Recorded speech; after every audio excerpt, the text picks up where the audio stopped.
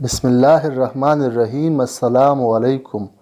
حضرت علی رضی اللہ عنہ نے فرمایا کہ جو شخص موت کا منتظر ہے وہ تیزی کے ساتھ نیکیوں کی طرف دوڑتا ہے۔ اگر کوئی تم سے بلائی کی امید رکھے تو اسے مایوس مت کرو، کیونکہ لوگوں کی ضرورت کا تم سے وابستہ ہونا تم پر اللہ کا خاص کرم ہے۔ اگر کوئی آپ کی فکر کرتا ہے تو اس کی قدر کرو، کیونکہ دنیا میں تماشائی زیادہ اور فکر کرنے والے بہت کم ہوتے ہیں۔ زندگی کے ہر موڑ پر صلح کرنا سیکھو، کیونکہ جھکتا وہی ہے جس میں جان ہوتی ہے۔ اکڑنا تو مردے کی پہچان ہوتی ہے۔ اس شخص میں ہرگز دلچسپی نہ لو جو تم سے دوری اختیار کرتا ہے۔ اخلاق ایک دکان ہے اور زبان اس کا تالا ہے۔ تالا کھلتا ہے تو معلوم ہوتا ہے کہ دکان سونے کی ہے یا کوئلے کی۔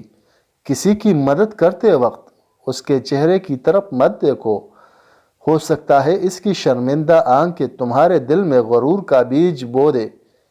ایسی غربت پر صبر کرنا جس میں عزت محفوظ ہو اس امیری سے بہتر ہے جس میں ذلت و رسوائی ہو۔ بھائیوں کے حقوق ضائع کرنے سے اللہ تعالیٰ اپنی رحمت کے دروازے بند کر دیتا ہے، اور برائی کرنے والے کے ساتھ بلائی کرنا ایمان کے کامل ہونے کی علامت ہے۔ حسد بیماریوں میں سب سے بدترین بیماری ہے۔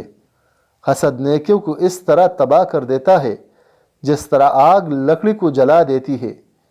لوگوں کے عیب سے اس طرح غافل ہو جاؤ جیسے سوتے وقت تم دنیا سے غافل ہو جاتے ہو۔ حضرت علی رضی اللہ عنہ نے فرمایا، جاہل ہی اپنی رائے کو کافی سمجھتا ہے۔ بدترین رائے وہ ہوتی ہے جو شریعت کے خلاف ہو۔ اللہ تعالیٰ کے نزدیک حضرت علی رضی اللہ عنہ جو شخص یہ جانتا چاہتا ہو کہ اللہ تعالیٰ کے نزدیک اس کی کیا قدر و منزلت ہے تو اسے دیکھنا چاہیے کہ گناہگار کا ارتکاب کرتے وقت اللہ تعالیٰ کی کیا قدر و منزلت ہے۔ اگر توکل سیکھنا ہے تو پرندوں سے سیکھو کہ جب وہ شام کو واپس جاتے ہیں تو ان کی چونچ میں کل کے لیے کوئی دانہ نہیں ہوتا۔ حضرت علی رضی اللہ عنہ نے فرمایا، اللہ جب کسی بندے کو نیک بنانا چاہتا ہے تو اسے 3 چیزوں کا عادی بنا دیتا ہے۔ تو اسے کم بولنے، کم کھانے اور کم سونے کا الہام کر دیتا ہے۔ جیسا کہ ہم سب ہی اس بات سے بہت اچھے سے واقف ہیں کہ حضرت علی کے جو بھی اقوال ہیں وہ آج تک ہمارے لیے مشعل راہ ہے۔